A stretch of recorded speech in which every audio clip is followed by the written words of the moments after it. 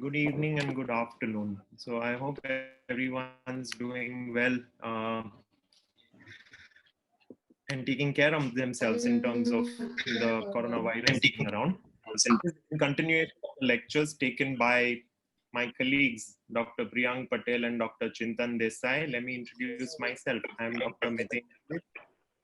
I'm an orthopedic knee surgeon. You can hear me, right? Again, could you give me a yes on the chat if you can hear me, please? Yes, sir. All right. So we sort of have a group practice and 4 of us working together. I am the knee surgeon. I work out of 2 clinics in Bombay, one in South Bombay, that's the ACI Kambala Hill Hospital, and the other is another clinic in Mulund West. I also handle the Department of Pediatric Arthroscopy and Sports Medicine at the SRCC Children's Hospital and have some work out of Wockhardt, Mumbai Central and Jupiter. Like I mentioned, 4 of us work as a team. So that's Chintan Desai, who's a shoulder surgeon. I'm going to use my cursor as just to annotate things. Dr. Priyank Patel, who's a spine surgeon, the knee clinic that's run by me, and foot arch clinic that's by Dr. Abhishek Kini. 4 of us run this thing called as advanced orthopedics. Today we are going to spend 45 minutes discussing everything about the ACL and around 15 minutes for question and answers to discuss at the end of the session. I am a consultant for Smith & Nephew, though that shouldn't affect the talk as such, and also a board member for an EHR, Electronic Health Record Company, that's Health of India. So we're going to divide this talk into parts, maybe 10 minutes each. Give me a second. I'm just going to go back to my Zoom and try and mute everybody here.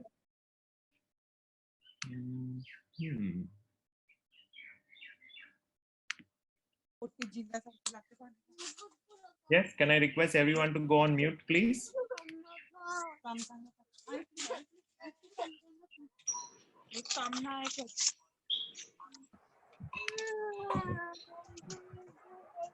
घुटने की surgery के बारे में बता रहे आज normal surgery जैसे होती कैसे होती है देखो ना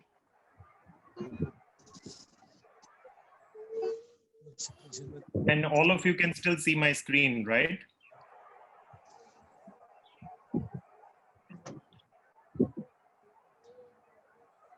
Super. All right. So we're going to talk on demographics and risks, anatomy and biomechanics, diagnostics, the surgery per se, recovery and return.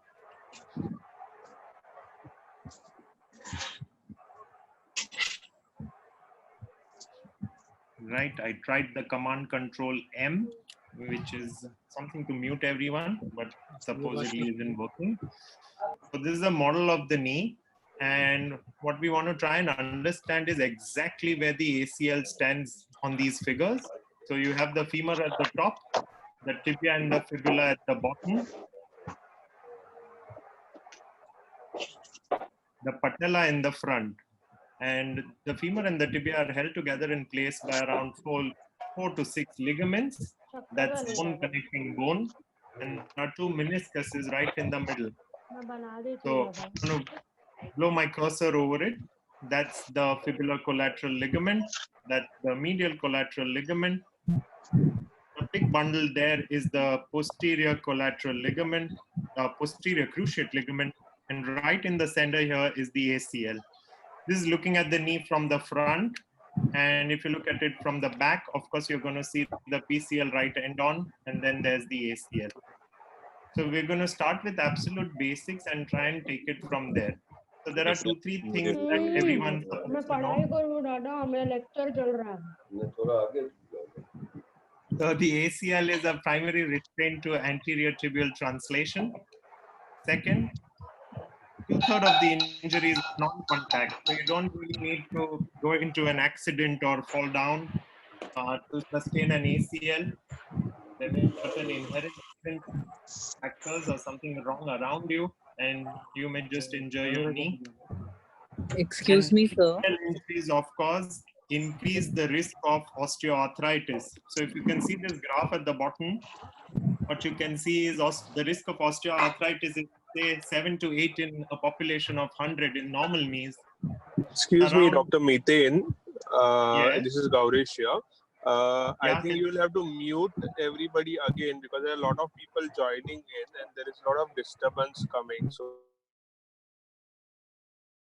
it was hung for a bit, but I think I've managed now. So Dr. Methane, even your background, there is a lot of disturbance we are hearing. Can you please take care of that? no, there is no disturbance because I'm the only one here, but I'm still going to try. Is it the AC that's too loud? No, it is from somewhere else. Thank you. Sorry. Okay. Can everyone hear me now clearly? And I'm assuming that everyone else has been muted. So hopefully there won't be a great amount of noise. Whilst I'm continuing with the lecture, if somebody can help me, there's an annotation at the center of the screen in terms of a yellow line. If there is a shortcut to remove this, then please post it on the chat group. Okay. Super. So we are talking about the ACL injury, increasing the risk of osteoarthritis. And if you have an ACL, then can you see the blue bar slightly higher than the other one? But the more worrisome part is if the ACL is absent, then you're going to be more prone to meniscus and cartilage lesions, which are going to increase your risk almost 5 times per se to a normal ACL injury. We're going to start with simple demographics just so that we come to understand why this lecture is very important. Around 3 in 100 females, 2 in 100 males suffer an ACL injury if they are in the active population. The risk of ACL injury is around 1.5 times greater for females. And the return to sports after ACL surgery, if you notice, just 81% return to some form of sport, 65% to the pre-injury level, and 55% to the competitive level. So if you notice, you feel that 4 in 5 can go back to sports.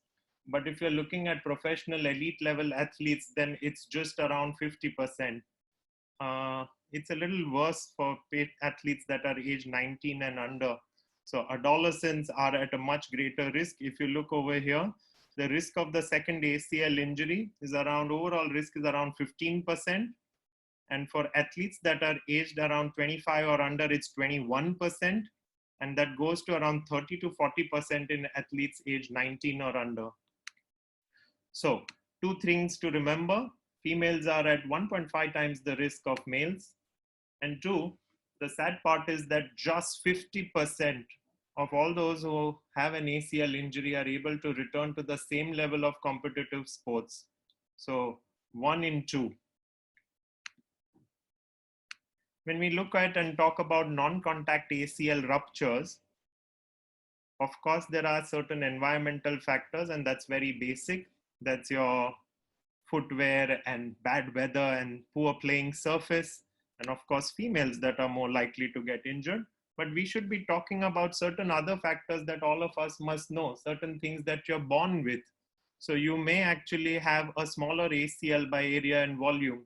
If you're short-statured, if you have smaller knees, and if you have a smaller intercondylar notch, you may actually have a smaller ACL, and that may require less energy to break. Also, there are recent papers coming out that if you have a higher tibiofemoral slope, the tibial slope, the posterior tibial slope, then that predisposes you to an ACL injury. Smaller femoral notch width. So if you can see the diagrams at the top, there are 3 of them over there. And this is an end-on view of the femoral intercondylar notch. And notches are of 3 types. So you may have a very narrow notch that looks like the letter A. You may have a wider notch where there's a lot of room for the ACL, and you may actually have a bigger ACL in these kinds of notches, and that's a U-shaped notch. And then there are some kinds of notches that are more like a W, but again, very wide.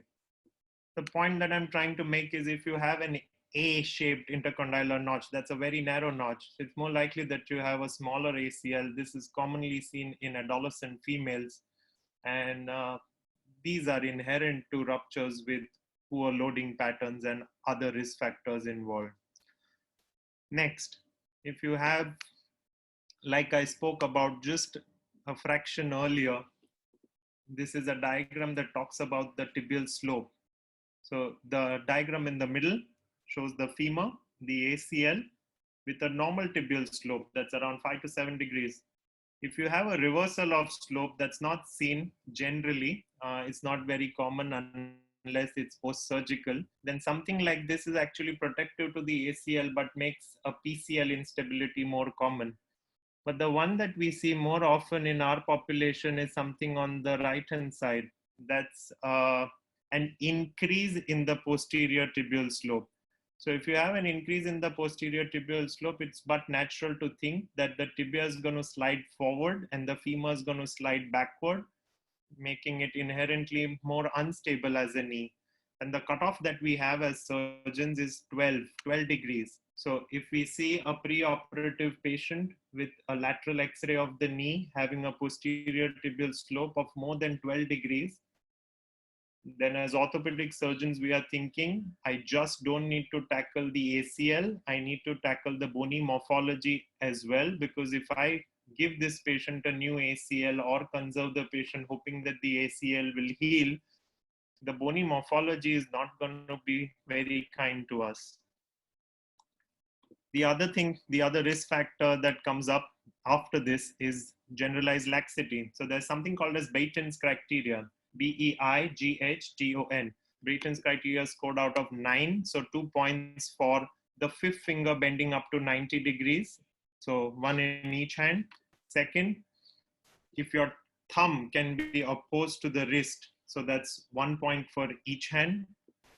Elbow hyperextension, knee hyperextension, and if you can touch your palms to the ground with your hips flexed and knees extended, then that's 1 single point. So this is scored out of 9.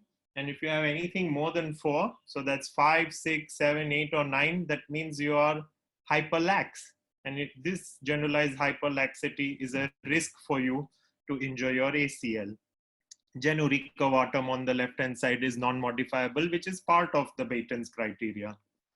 Next, women need to know that the hormonal cycle, the menstrual cycle also has a great risk factor.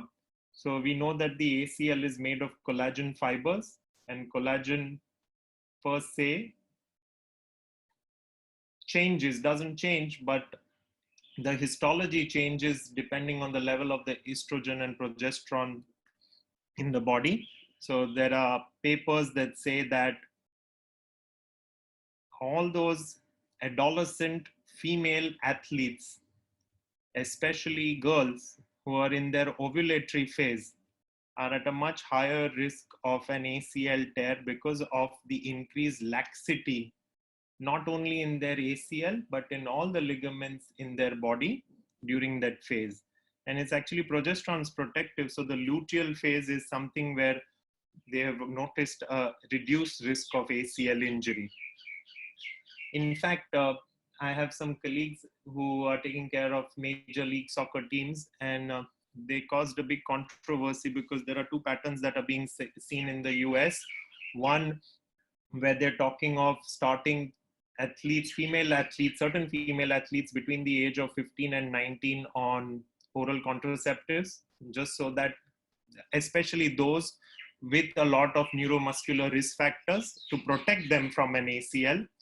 And second, they have a huge cord strength. So imagine that you have a female cricket team that's representing India at the World Cup, and you have 11 players, but instead you form a cohort of 13. And all those players who are close to their ovulatory phase between, say, day 13 and 16 of their cycle are benched just to protect them from the injury.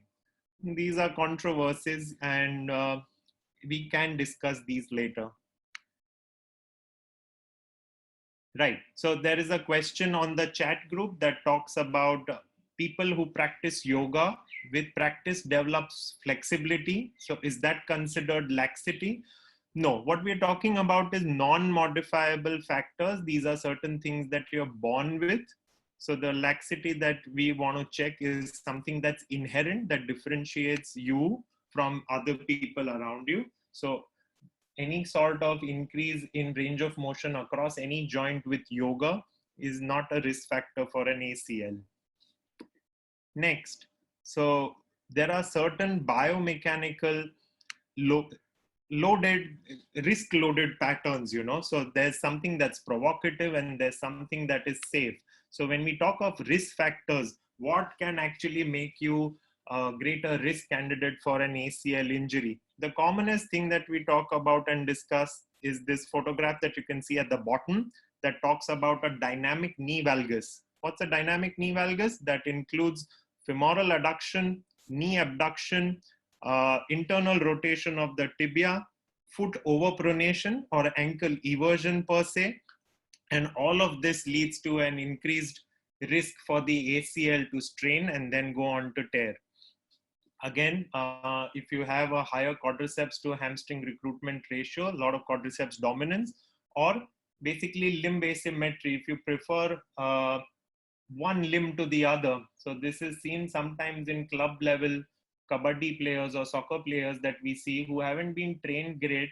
So for example, a kabaddi raider always prefers, say, a certain leg, a right leg for all the raids. So this is an inherent leg dominance issue, and these kind of neuromuscular patterns should be looked for because they are definitely a risk factor for future ACL issues. Same thing with truncal dominance. If you are leaning towards one side, if you have core weakness, it again gives you a risk to the ACL. So why we're discussing all of this is because before we go into treating the ACL, we must know what really leads to the problem. And a lot of our treatment and responsibility to the society should be directed towards preventing these. So if we have sports exercise physicians out there, physiotherapists, occupational therapists, even general physicians, then you must know what you want to go out and talk to school children and sports teams about.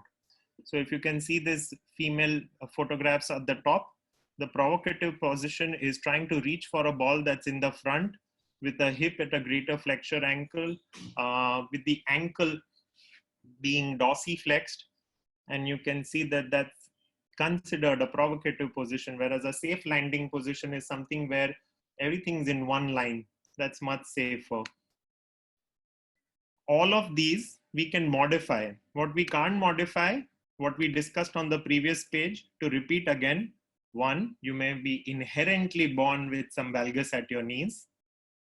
You may have an increased posterior tibial slope. You may have a narrow intercondylar notch, an A notch. And because there's less space in the notch, you may have a smaller ACL itself. Right? So the injury prevention specifics all go around all these risk factors. So a successful program should include strength and power exercise and lot of focus on neuromuscular training. All of these neuromuscular rehab programs must be made a part of the regular warm-up of a school routine. So when I was in school, I was part of the district and state level basketball team and the badminton team, but we never had a regular warm-up program that focused or told us, hey, don't lunge or land in a certain fashion. Instead, you can do it the other way. You must focus on performance. So you should try and tell them that trying to land with your knees coming down closer together, not a good idea. Trying to lunge forward and land, so something like basketball and soccer have these provocative positions very commonly.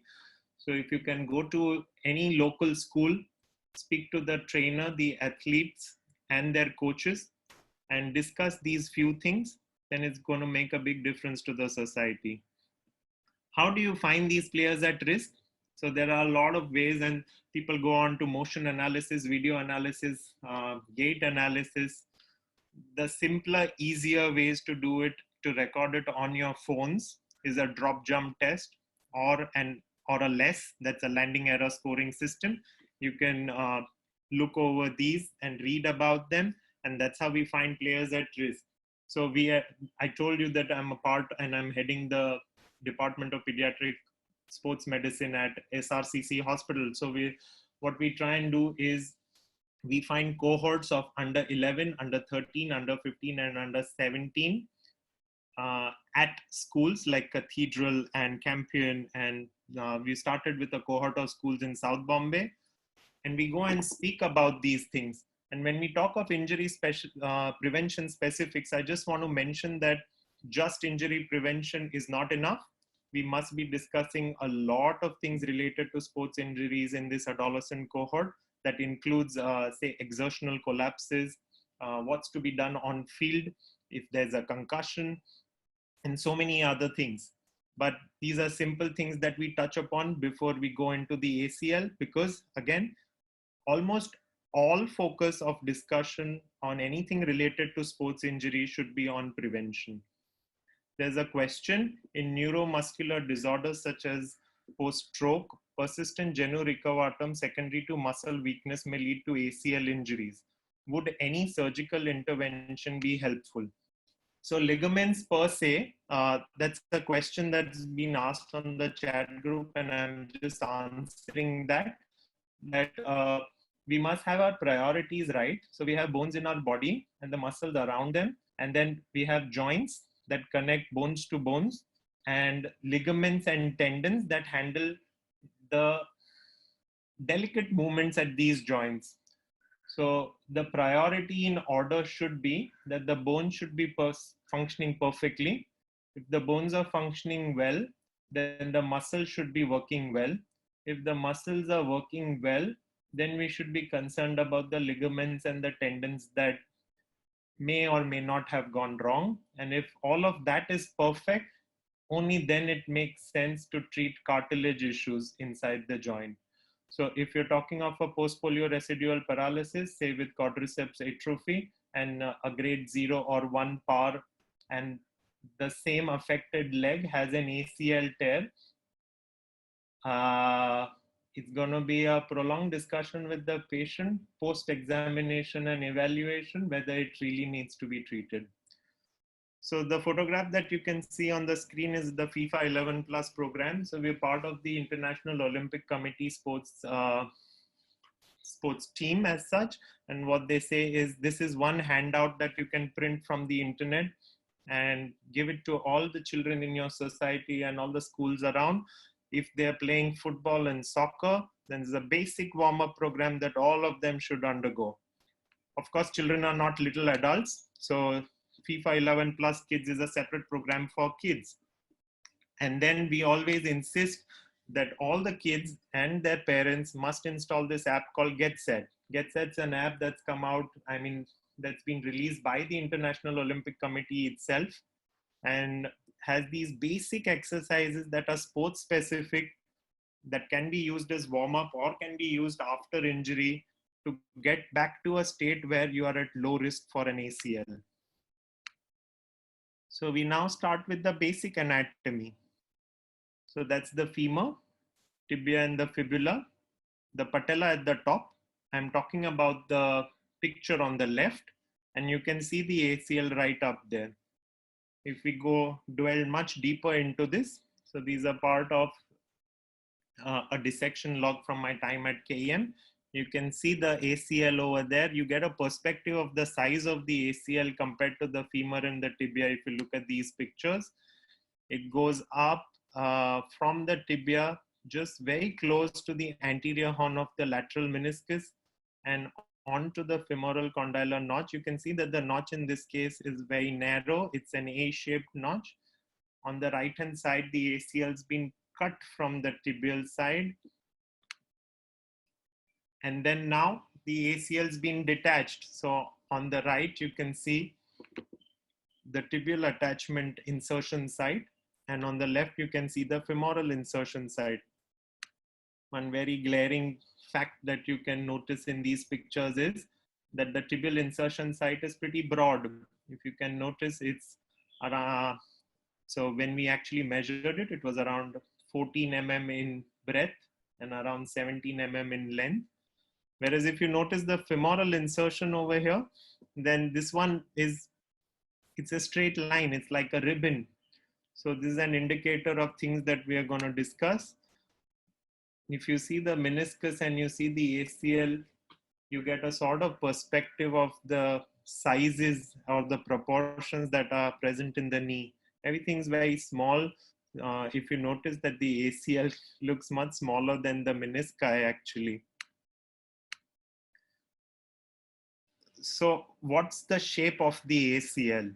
And that's been a long drawn debate, especially in orthopedic circles. Why it's important is, one, when we are trying to recreate the ACL that's reconstructed, then we want to reconstruct it very close to the way God has given us the original ACL. So there was this gentleman from Pittsburgh, Dr. Freddie Fu. The gentleman on his side is Zlatan Ibrahimovic, the famous footballer from Manchester United who injured his ACL and was treated in Pittsburgh. So he said that the ACL is made of two bundles. There's an anteromedial bundle and a posterolateral bundle. So ACL is not a single bundle, it's two bundles. And then there was this guy from Poland, Robert Śmigielski, who went on to say, hey, no, there are no two bundles on the ACL. The ACL is flat. It's like lasagna. It's like a ribbon. So you can, he dissected around 93 knees and he didn't find double bundles anywhere. So this is called the ribbon concept of the ACL.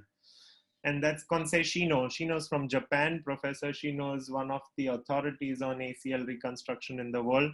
And he dissected his 80 cadavers and found that each ACL has three bundles, not two. So there's an anteromedial bundle, there's a posterolateral bundle, and there is an intermediate bundle. So these are the photographs in different sections where he proved that there were three bundles. So the confusion is, okay, is the ACL a single or a double or a triple bundle? So should we do a single bundle reconstruction, a double bundle reconstruction, or a triple bundle reconstruction? What's been proven for sure now, and it's been published multiple times, is that the ACL is not uniform from the tibia to the femur. So the femoral insertion is flat and it's like a ribbon, like the photograph on the cadaver that you saw. And the tibial side, it's like a fan. It's much broader than what we expect. Now, why is the ACL different from the MCL? That's because the MCL is outside the joint. Once it's outside the joint, if there's any tear to the MCL, then there is an opportunity for a clot to form. Once there's a clot, then there are lots of healing factors that come in, and that's how healing can happen. The problem with the ACL is it's intra-articular. So if it's intra-articular, there's always going to be synovial fluid that seeps in, doesn't let the clot form at all. So even if you let a simple tear to just be there for 2 months and 3 months and 4 months, it's likely that no healing may happen.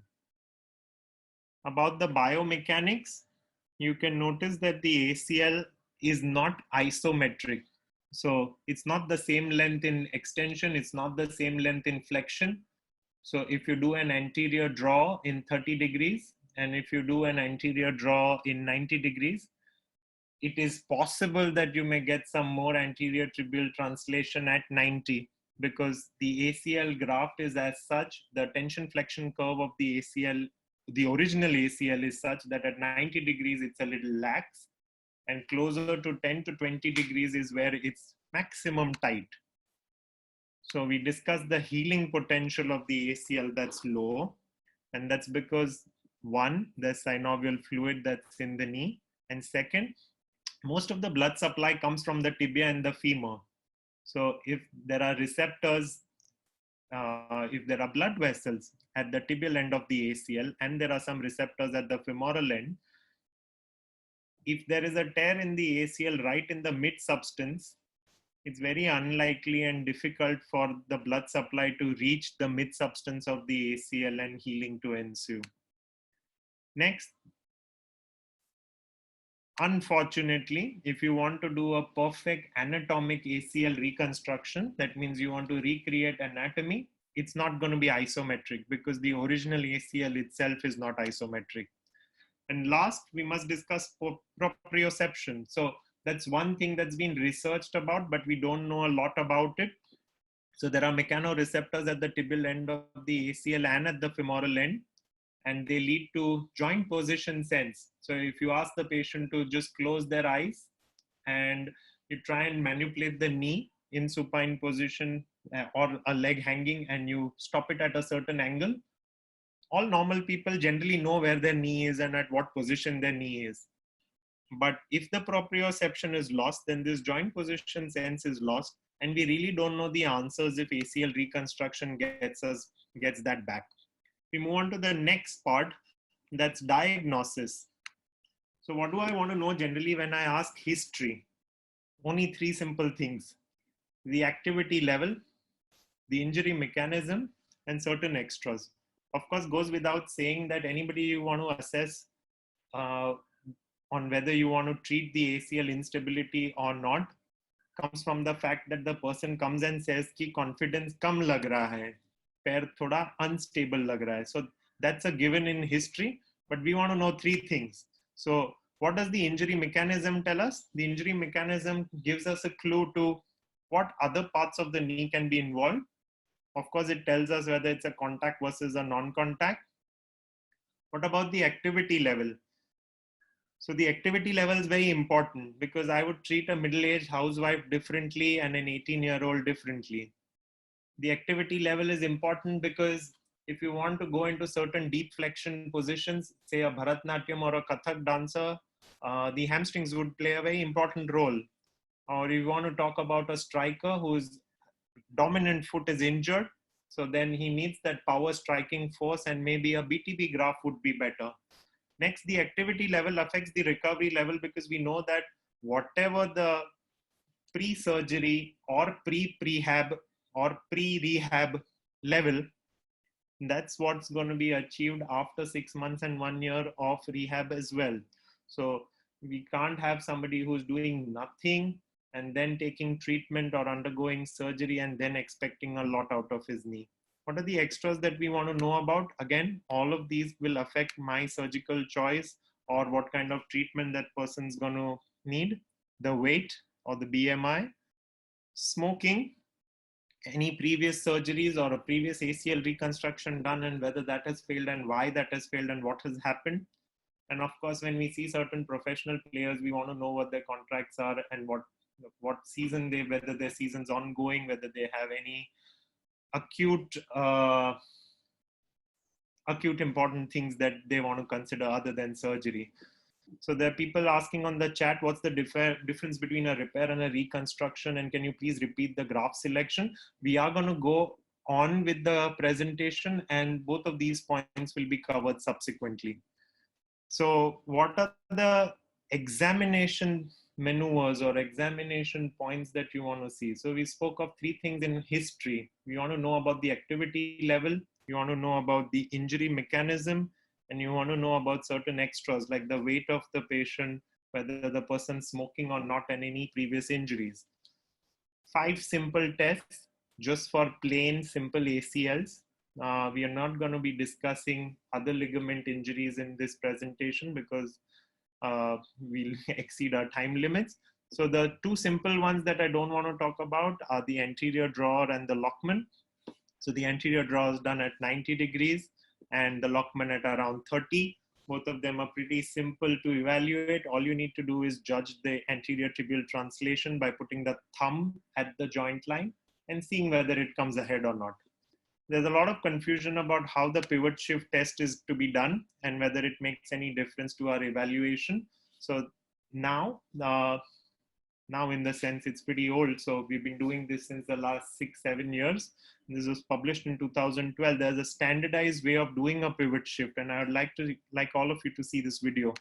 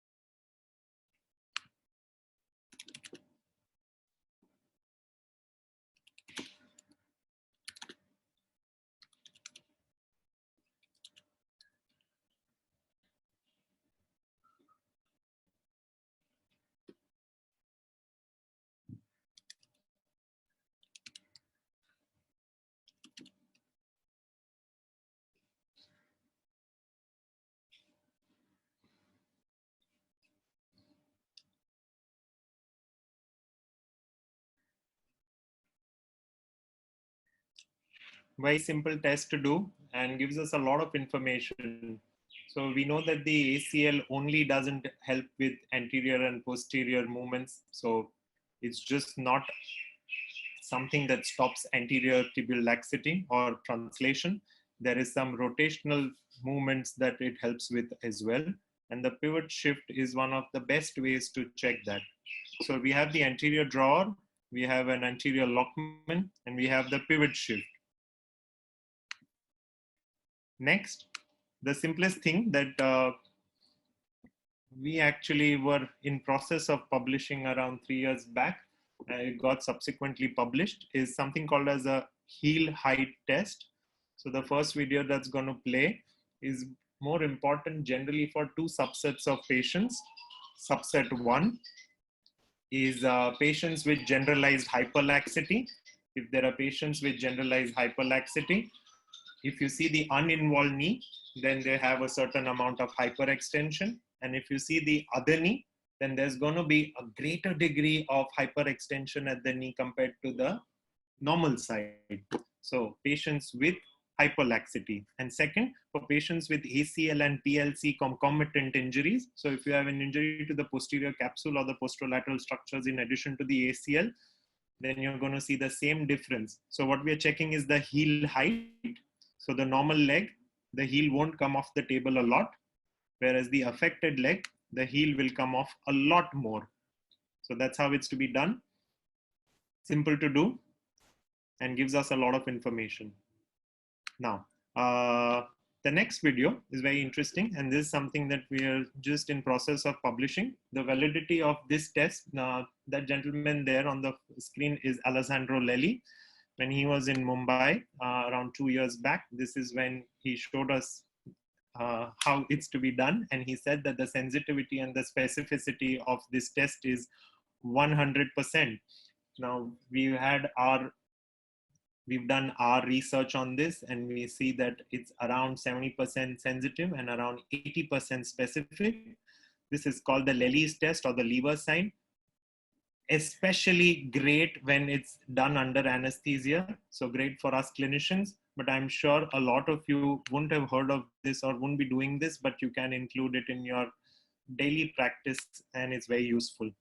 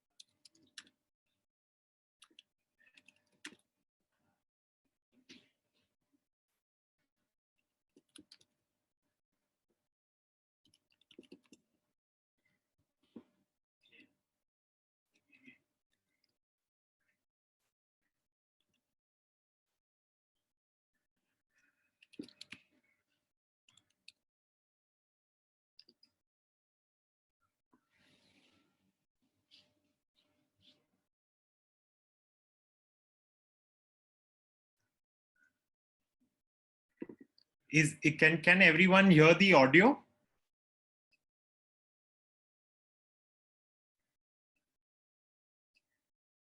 Whoa, okay. Okay, I was assuming that everybody's hearing the audio. All right. Anyways, so the video was pretty much self-explanatory. What he was trying to say is basically the audio is in Italian. That's so doesn't make a difference if you couldn't hear it, but you could see how it was performed, and that's something that you can read on. It's called the lever sign, and then you can start using it. Right. So once you test the knee, so you tested the knee with an anterior drawer, an anterior lockman, a pivot shift, and you can use the other ancillary tests like the heel height and the Lely's test. Then you want to try and see if there are other parts of the knee that are injured other than the ACL. So what all that you do during the examination, what all do you do? So you must check the range of motion and the effusion. So especially in acute injuries, the range of motion may be affected and there may be a lot of hemarthrosis. What this does is affects the quadriceps and there's reflex quadriceps inhibition, and it will affect our decision making regarding the timing of surgery. So we want a quiet knee, nice knee, good kid before we operate. So there should be full range of motion, no effusion, and great quadriceps contraction before we think of any surgery. Next, we check for tenderness and we palpate different parts of the knee. Why that's important is anything that's tender, generally the capsule overlying it also becomes tender. So it's very easy to find out medial and lateral meniscus issues if we check for joint line tenderness. Apart from that, we can actually palpate across the length of the MCL, the LCL as well, and try and get some clues. The quadriceps, of course, is important. It affects the recovery. Then we do certain stress tests and dial tests, and we won't go into that. To check for other ligament issues, and we look at previous scars. So that's important because we need to know what graft needs to be selected. After seeing other parts of the knee, you need to see other parts of the body. So there are 4 or 5 basic things that we always check before an ACL management is discussed. So that includes limb alignment. Why the limb alignment is important is because it affects the quantum of treatment. So if we have a patient who's 19 years old, she's a dancer, she has an ACL tear, she's on the heavier side, she has a valgus knee, and she has a high velocity, high grade pivot shift, in addition to an anterior drawer and a lockman. All of this means that I may not offer just a simple plain ACL reconstruction, but add a lateral extra-articular tenodesis or some other procedure as well. So the limb alignment is important. The weight is important. Generalized laxity is important. Again, it affects the quantum of treatment. And of course, when we are handling pediatric adolescent patients, then we don't so often use the Tanner staging, but there are a lot of other radiological examinations that give us an exact bone physiologic age of the patient. More important in girls, because if the physis is open, then the surgeries need to be done in a different way. Right. Next, after examination, history and examination, we've crossed the 1 hour mark, funnily. So that's me taking too much time. The important parts of the presentation that are pending are what we do with surgery, so the repair and reconstruction, what grafts we use, and the rehab. So we'll just go ahead. What are the different things that you can see on this X-ray here? So just dwell on it for another 10 seconds, and then we start discussing.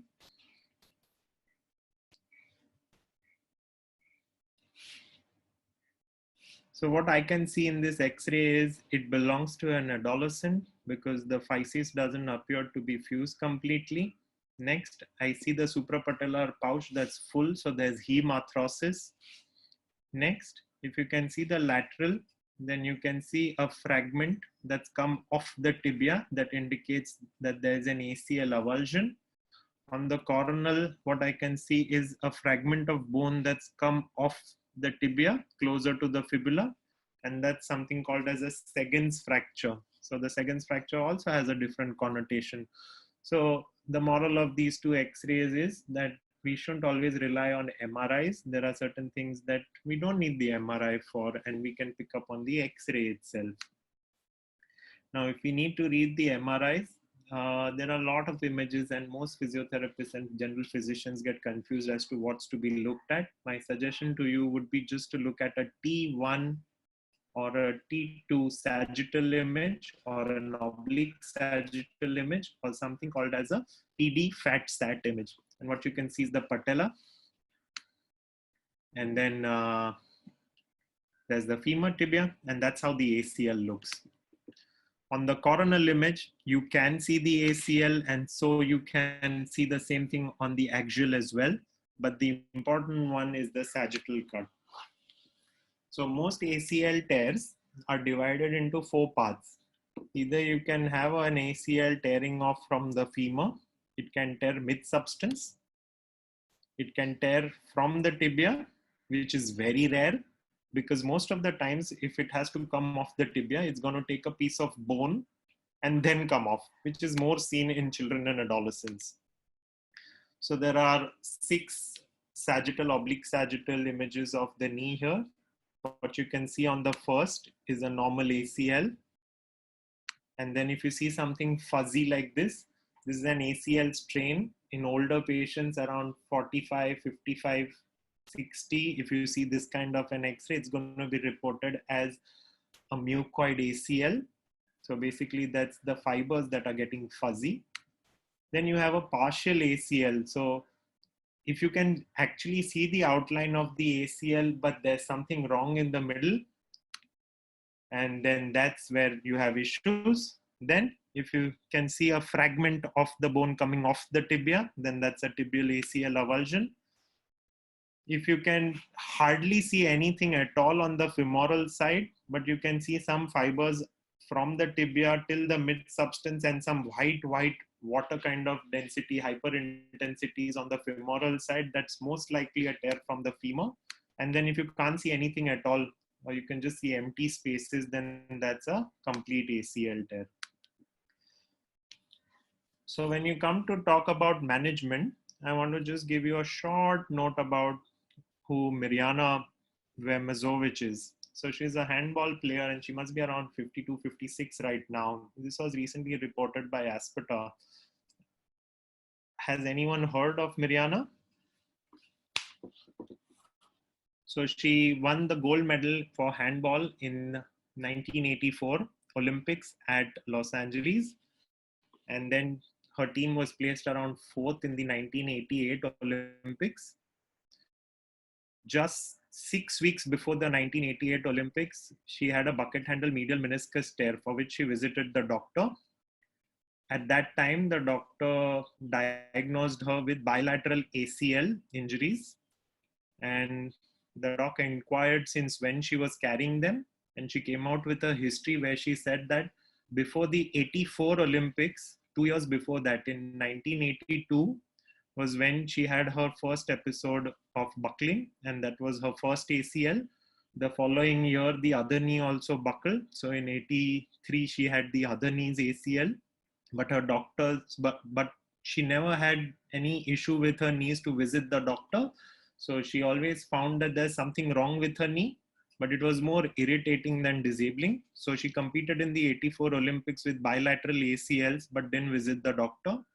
She visited a doc in 1986 for her bucket handle medial meniscus, and after prolonged discussion, the treatment offered was just the bucket handle medial meniscus excision. She competed in the 88 Olympics with bilateral ACL instabilities, and her team was placed 4th. Following the Olympics, she took a decision to never get the ACLs treated because she never had any disability. It was just irritating to her. So who is Mirjana? So Mirjana is a coper. So there are a lot of potential copers in the society who have ACL issues, but they may not need surgery. And it is a responsibility to find out who these potential copers are. So if you have 100 patients, then only around 50 of them are going to have no concomitant injuries. That means no meniscus or cartilage or other ligament issues. Out of those 50, if you can screen them, and that's why the 2 photographs on top over there, that's Lynch Leider Mackler, and that's John Nyland. So both of them have done great amount of research on these topics on how to find out potential copers. So the University of Delaware really has some great research on how you can screen them. So if you have 25 who then out of the 100, 25 people who you think have passed those tests, then you can put those 25 on a non-operative rehab protocol, and maybe you'll have around 15 of them who don't need surgery at all. So 15% of patients out of 100 may not need ACL surgery if you're able to screen them, find them, and put them on the right protocol. So how we check, or what we do these tests, and if of course there's no tear on the MRI, then there's conservative. If there is any associate injury, then there's always surgery. And if there's a partial tear or there is an isolated ACL tear, then we can technically find out the potential copers. And that's Fitzgerald. Fitzgerald, I think, is from the University of Pittsburgh. And with Lynch Schneider Mackler, they've had this decision-making scheme for returning patients to where they were.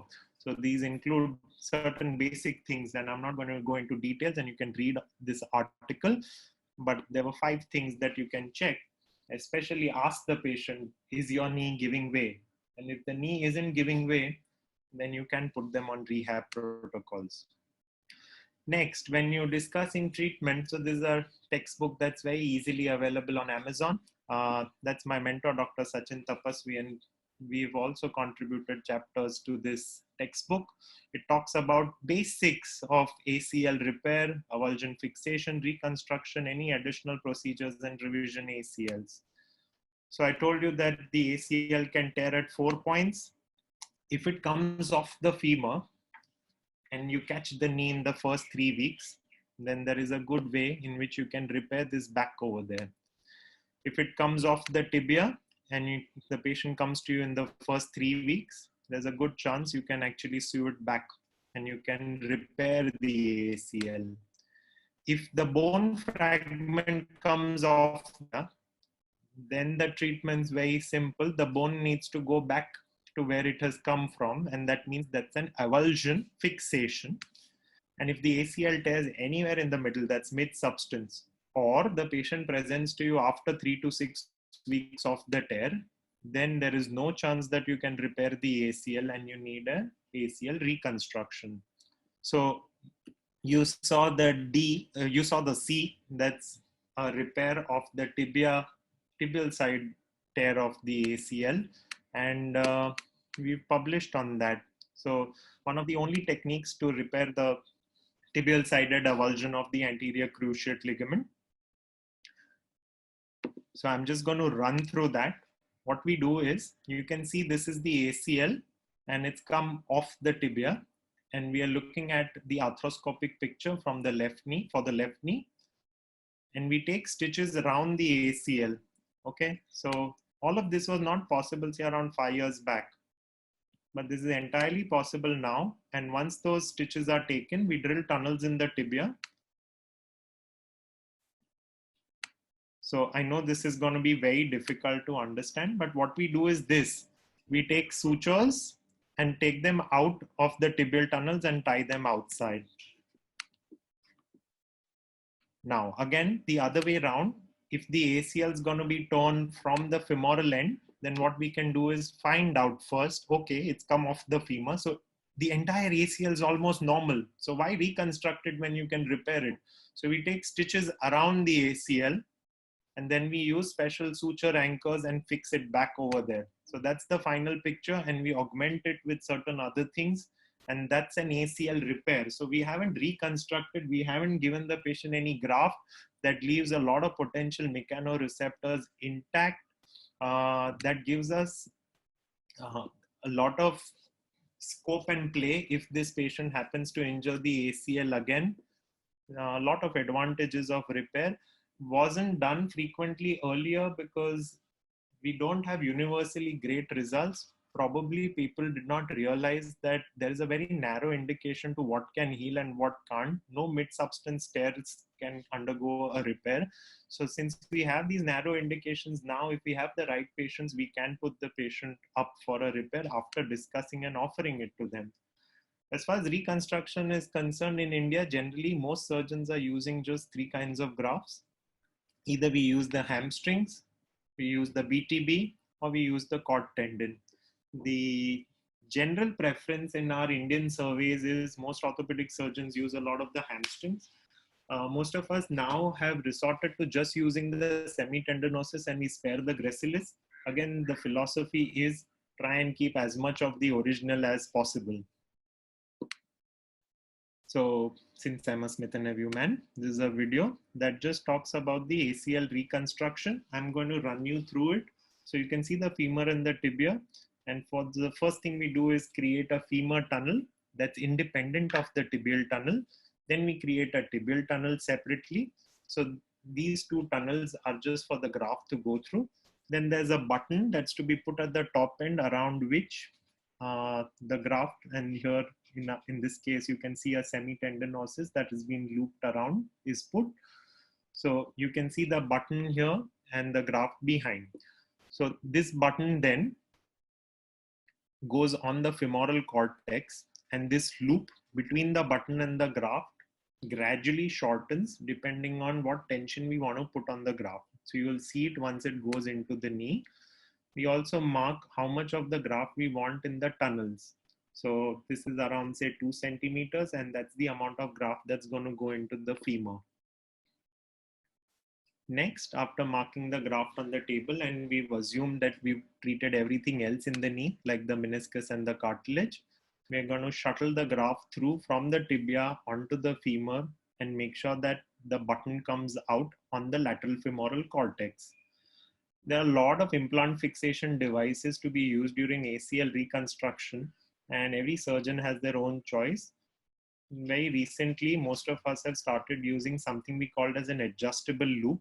So this is what you're seeing here. The adjustable loop is something where we can actually tension the ACL much better than we used to earlier. So you can see the button that's come out of the femur and it's flipped. It's like your shirt button. And this loop now can gradually be shortened by using the hands. So you can see that the loop is shortening and the graft's going up, and we can titrate how much of the graft we want inside the femur. So we have around 2 centimeters of graft in the femur, which we marked earlier. And then you can fix it on the tibial side by a multitude of options. So there are bio screws, there are titanium screws, there's something called as a suture disc or a post that you can use on the tibia. By far and large, most of us Naya generation surgeons would want to use something that dissolves and becomes bone better. And we've done some tribology and some research at the Institute of Technology, Bombay, IIT, where this one that you can see, the Regenersorb by Smith & Nephew, is something that has the correct concentration of hydroxyapatite and beta TCP that becomes bone very soon. So that's the button at the top, the screw at the bottom, and the ACL graft in the middle. That's what an ACL reconstruction means. Now, there are different kinds of ACL reconstructions that, again, we can dwell on in very short. So most of us right now are doing single bundle ACL reconstructions, thanks to a publication from our side that says that Indian patients have very small tibial and femoral footprints. That means that if you do a double bundle ACL reconstruction in most Indians, then you will be overstuffing the knee joint, and that may give rise to a flexion deformity post-surgery because you won't get full extension. Unless we intraoperatively measure the patient's footprints and find that the footprints are more than 14 mm in all dimensions, we shouldn't be doing a double bundle ACL reconstruction. Transtibial was a way where some of the older surgeons still do it that way, where they first make the tibial tunnel and they make the femoral tunnel through the tibial tunnel. We don't do it anymore. Most of us now have resorted to doing an anatomic. That means we try and get the ACL back to exactly where it has torn off from. Anatomic, single bundle, anteromedial portal, ACL reconstruction. But we do individualize it. That means if I see somebody who's 6 feet 4 inches, has come from Kashmir, has a huge femur and great big footprints, then yes, even I would go for a double bundle ACL reconstruction. Next, recovery and return. So by far and large, rehab is divided in two parts. So there's general standard rehab and accelerated rehab. And it's been proven without doubt that you can accelerate the rehab without any effects to the graft.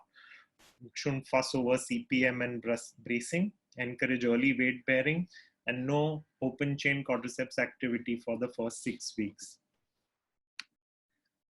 There are a lot of criteria for return to sport, but the important thing is that you wait for time, because the graft to heal to the bone is going to take 6 to 8 months, and you shouldn't allow absolute return to sports and performance before that.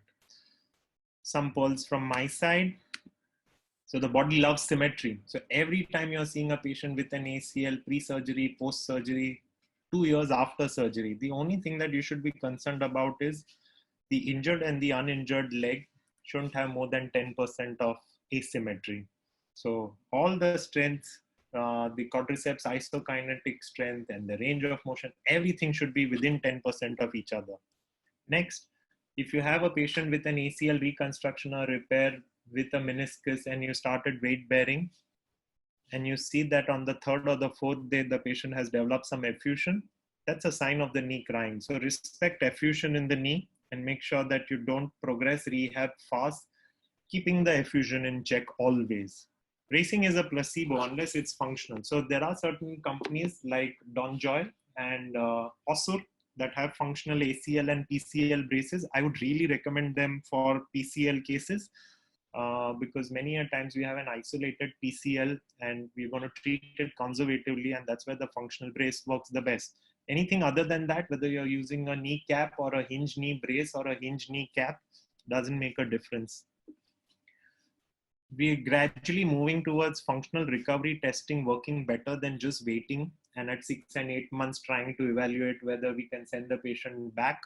So there are a lot of functional recovery tests. Again, you can look into John Nyland and Lynn Schneider-Mackler's work and Howard Moxness. So the Oslo Sports Trauma Research Center has done a lot of research on functional recovery testing, and you can go through their publications as well. Last, RTS is different from RTP. So RTS is return to sports and RTP is return to performance. So just because you can go back to, say, you can send a kabaddi player at 1 year back into their training and playing kabaddi post an ACL reconstruction doesn't mean that your surgery is a success. We've had 1 or 2 issues where they have come back to us after injuring their ACLs again. That means they were ready to return to sport, but they were still not ready to perform at the same level as earlier. So that's about it. You have my number here, and that's my email ID. Now we should try and discuss a few questions, and I'm going to answer everything that's on the chat. I had a few case studies and all, but like you can see, we are at 1 hour and 18 minutes.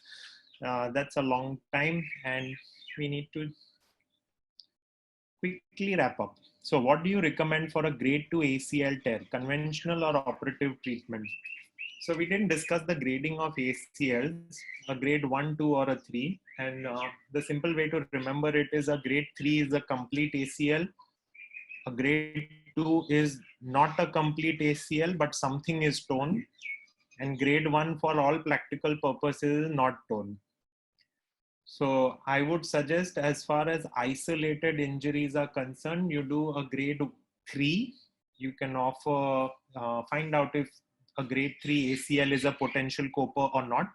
And if not a COPA or there are any other concomitant injuries, they go in for surgery.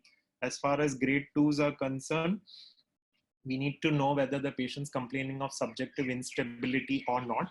If the patient's not complaining of subjective instability, and you don't get a Lely's test that's positive, there are no concomitant injuries, then you can safely conserve the patient. Okay, how do you check patient is a COPA or not, and when to check? That's great. So when to check is simple to answer as soon as the patient's with you. And how to check? I gave you those 2 names, so you can go in and there are different things that you can check for. So most of the sports physiotherapists talk about the hop test. So there's a triple hop test, and there's a single hop, and there's a crossover hop, and 5 of those and a lot of other tests that you can do. But you need to read those papers and then find out which are the best that work for you. There's a group called as the Moon Group. So it's an orthopedics outcome group, and that has a paper on the ACL rehab guidelines. And you can look into that as well to try and check who are copers or not.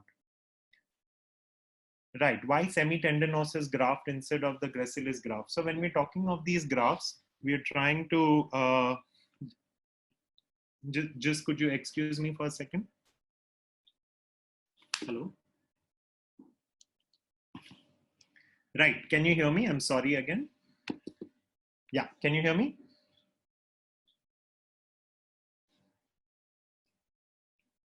Okay, great.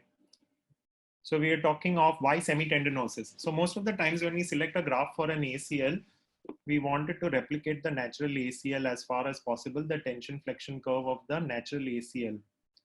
So we don't want something that's very rigid. So somebody had asked about using the peroneus longus. We never use the peroneus longus for an ACL because, one, we strongly believe that if you have any injury to a certain part of the body, then it's philosophically wrong to try and violate another part of the body to try and treat a certain other part. So my ankle colleague, Dr. Abhishek Kini, would kill me if I use the peroneus longus to treat the ACL. It has its biomechanical effects on the ankle. As far as the semitendinosus is concerned, it is stronger and biomechanically better, stiffer compared to the gracilis to use for the ACL.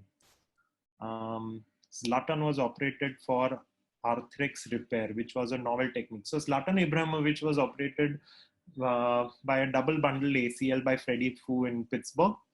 So you can imagine that this gentleman is tall, huge, must be having a great footprint. And that's why a double bundle worked better. So what's unique with Zlatan is that Zlatan actually went back to playing professional football and played his first game for Manchester United at 5 months and 5 days after his surgery. So he's broken all rules of recovery after ACL. Right, no open chain activity till 6 weeks in both repair and reconstruction. That's true. Because so when we talk of open chain, again, there's a lot of debate. So most of the times, the general consensus is no open chain activity, no extension between 30 degrees and 0 degrees. So 100 to 30 degree range is considered pretty safe. But we generally try and avoid a 30 to 0 and 100 to 30 is allowed. Do mid-substance tear surgeries work well or conservative? So mid-substance tears of the ACLs are generally the only ones that need surgery on day one itself. So it's very likely that they will not respond. Is there any specific time period after which the test should be performed? Which test?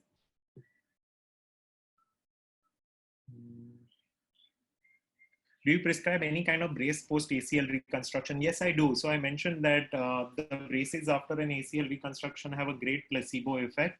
So we generally have a long knee brace for 2 weeks after an ACL reconstruction because we don't want any patient to leave the knee in a flex position. So the one thing I keep telling my physiotherapists always is that extension, extension, extension. There should be no FFD after an ACL at all, right? After 2 weeks, then we graduate them to a hinge knee cap or a hinge knee brace that we leave up to 6 weeks. To assess the whole limb alignment, is a scanogram required? That's an excellent question. So that's brilliant. So we don't take a scanogram for all primary ACL reconstruction patients or patients up for a repair or a reconstruction, but adolescents, anybody more than 35 or 40 years of age, any previous history of ACL reconstruction, everybody is subjected to a scanogram. So in certain adolescents, if I feel that the valgus component is too much, then we would be offering a distal femoral osteotomy to try and correct the excessive valgus. And in any patient more than 35 or 40, if there's any constitutional varus that's significant, or in a patient who's received surgeries before, if there is any medial compartment osteoarthritis, then the patient will be offered a high tibial osteotomy, a medial open wedge, in addition to the ACL reconstruction, because the coronal slope of the tibia is as important as the sagittal slope. So if the sagittal posterior tibial slope is more than 12 degrees, or there is medial compartment osteoarthritis, then we need to correct the tibial slope. Sagittal and coronal, both are important. Donjoy and Osur are functional brace bands. Yes, so Donjoy and Osur are brands. If you want the numbers, then you can just ping me on this number and then I'll share the numbers with you. How do we diagnose an ACL tear on field?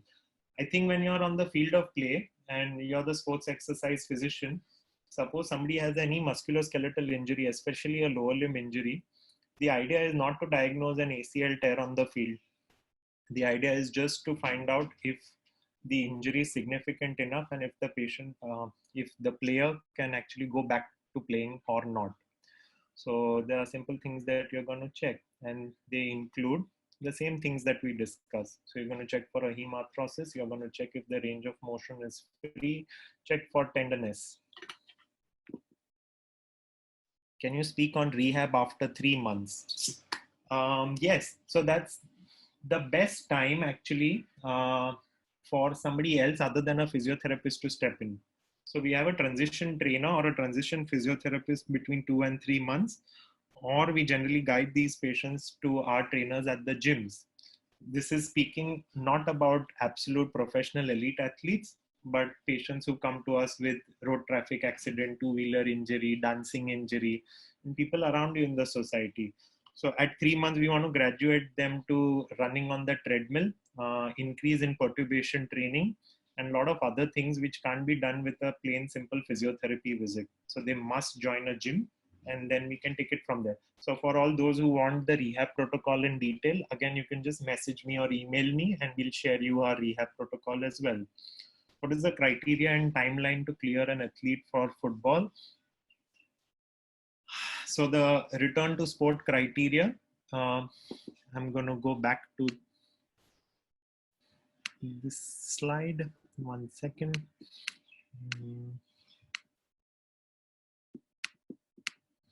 Yeah, why don't you look at this paper, and that gives the criteria. So that's in Sports Health in 2015, the Moon Guidelines, ACL reconstruction rehabilitation. That gives you some criteria, and the timeline is around 8 months. 8 to 9 months is when you can clear someone, especially where there is more than 90% symmetry between the two knees in all the tests. What are your views on gait deviations after ACL reconstruction? Right. So generally the answers to such questions dwell around philosophy. So gait deviations after ACL reconstructions are to be taken seriously, but I won't focus on them too much, because most of the patients that you're looking at, if they are not professional elite athletes, then I'm sure they have some truncal or limb dominance even before they injured their ACL. The idea is just to work towards symmetry, and if you can get them rid of their truncal and limb dominance, then I won't dwell on the smaller specifics of the gait. Does rehab differ for femoral and tibial ACL? I didn't get that question. I'm sorry. Pain after 3 months post-surgery. Can you explain the reasons? There are a lot of reasons related to pain 3 months after surgery. The commonest seen in our practice and in literature is a flexion deformity. So there are various reasons why a patient may have a subtle flexion deformity after an ACL at 3 months.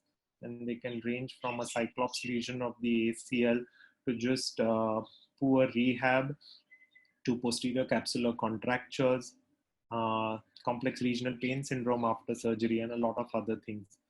So if we have to treat this with rehab, the general guideline is just stretch, stretch, stretch. Forget strengthening, forget getting more flexion range. Just try and get rid of the flexion deformity. If you can get rid of the FFT, that's the way you're going to solve the pain. And a lot of patella glides if there's pain inflection. Now we have one case in the last 3 years where we haven't been able to get rid of the FFD at 1 year post ACL surgery, and the patient wasn't happy. So what we've done is gone in and done an arthroscopic posterior capsular release. So that ensures that the knee goes from around 5 to 10 degrees of FFD to straight, and the patient got better. Is it okay to perform a straight leg raise? Of course it is. There are other tests like Slocum test. Oh yes, so there are a lot of other tests that we didn't discuss. So the ones that I depend on generally are the dial and the varus and the valgus. Of course, we do the Slocum and a lot of others as well, like we do an anterior drawer in internal rotation, an anterior drawer in external rotation. But maybe we can have a lecture again to try and discuss multi-ligament instability or just clinical examination of the knee. Yes, so hydrotherapy, aquatherapy is one of the best adjuncts. So one of the best is well put. Yes, there are lots of other things as well. But for all those who have access, it's great because you don't load the knee. Most of the times after a meniscus or cartilage repair, if you've done a concomitant ACL reconstruction, you want the knee to move as frequently and as quickly as possible, but you don't want to load it. So weight bearing is an issue. And that's where hydrotherapy comes in. Does rehab differ for ACL due to femoral avulsion or tibial avulsion? Yes. So if you're doing a tibial avulsion fixation, if you're joining bone to bone, then we are more confident that it's going to heal pretty quick, and bone to bone heals in around 6 weeks. So you don't have to wait for graft incorporation or soft tissue to bone incorporation. And pediatric adolescent tibial avulsion fractures of the ACL when fixed should be absolutely perfect, and having full range of motion can transition to the gym in around a month or 2. Whereas if you're doing an ACL repair, so soft tissue to bone, it's going to be way worse than a standard ACL reconstruction. Stem cell therapy plus rehab. So if you have a grade 2 ACL, or if you just have a partial ACL single bundle tear, like a posterolateral bundle tear, where the AM bundle is intact, and you have a grade 2 Lockman or a draw, then these are the patients where you can offer that, okay, I'm going to inject some PRP into the torn bundle and wait and watch if it resolves. So there is no great level 1 evidence that it works, but it's a school of thought and it is possible. Does early weight bearing differ for repair and reconstruction? Yes, we are very scared of our repairs, and a reconstructed patient can weight bear immediately, whereas a repair, we would be very careful and cautious, and we really don't know if the same accelerated rehab protocol will work for the repairs. As of now, we restrict our weight bearing for the first 2 to 4 weeks. Is it possible of doing an MUA in case of FFD or more than 30 degrees after 7 to 8 weeks? Wow, 30 degrees at 7 to 8 weeks is huge. So this patient's probably having a complex regional pain syndrome, CRPS kind of a picture. So before you try the MUA, my suggestion is you can start the patient on certain anxiolytics. Our favorite is prothioadin, that's dothapin. You can start the patient on pregabalin and high doses of vitamin C. And like I said, just work towards reducing the FFD. So you can do there are a lot of techniques of working with the FFD, and there are some videos as well. If you can message me, then we'll share those with you. What is the ideal time to check for ligament after reconstruction and in conservative management? No, I didn't get that question. I'm sorry. We can have a lecture on total knee replacement. Yeah, sure. So I'm a knee surgeon. And at the end of answering all the questions, I would request you to just write down what kind of a lecture around the knee you would like next. And we can schedule that on Saturday or Sunday. I can speak on partial and total knee replacements, yes, or medial compartment osteoarthritis, or anything that you talk about. Dynamic cords are recommended immediately. So you can have closed kinetic chain dynamic cords and open kinetic chain dynamic cords. So the closed chain are recommended, very safe. Why do we use hamstring tendon more than BTB? Most of our Indian patients are concerned about anterior knee pain. So if you have a patient that has patala baha, or somebody who loves to do khamashna, that's a Jain position of prayer, or Muslims who have to do namaz, then we won't prefer anything from the anterior aspect of the knee. We can have a lecture on the clinical examination of the knee for sure. Right, so I think we're done. Oh, we have 44 more messages. Okay. Right, I think we're going to close here. So last, thank you so much for all the time and sparing 1 hour and 35 minutes of your time. Your opinion of tibial plateau fracture. You can message me and I can answer that one. Thank you so much. We'll just decide on what we can talk on next and then ping you. Yes, thank you so much. Bye-bye.